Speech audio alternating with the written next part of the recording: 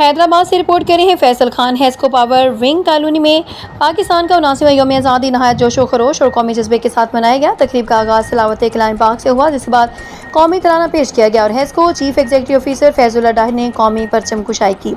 تقریب سے خطاب کرتے چیف ایگزیکٹو آفیسر فیض اللہ ڈاہر نے کہا کہ پاکستان اللہ تعالیٰ کی عظیم نعمت ہے۔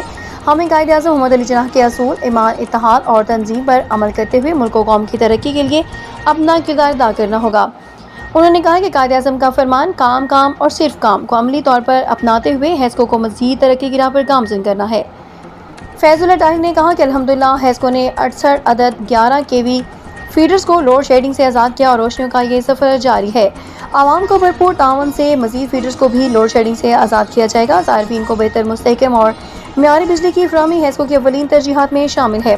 اس موقع پر قائد مزدور عبداللطیف نظامین نے کہا کہ ہیسکو ہماری پہچان ہے اور ہمیں اپنی اس پہچان کو حفاظت اسی جذبے سے کرنی ہے جس طرح پاک فوج وطن عزیز پاکستان کی حفاظت کر رہی ہے۔ انہوں نے ہیسکو کی ترقی اور بہتری کے لیے تمام افسران ملازمین کو ایک ٹیم بن کر کام کرنے پر زور دیا۔